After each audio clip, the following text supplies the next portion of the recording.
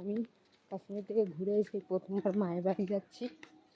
মায়ের জন্য অনেক কিছু শাল ফাল কিনে নিয়েছিলাম, সেটাই মাকে দিব।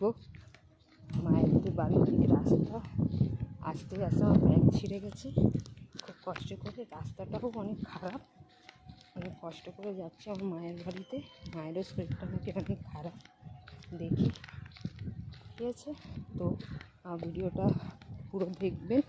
আরও কিছু নতুন নতুন কিছু পেতে গেলে আমার চ্যানেলকে সাবস্ক্রাইব করবেন, ভিডিওটাকে লাইক করবেন। তো চলুন মায়ের কাছে যাই।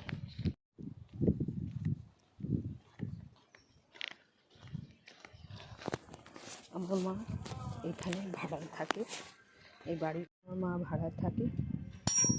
এই ঢুকলাম,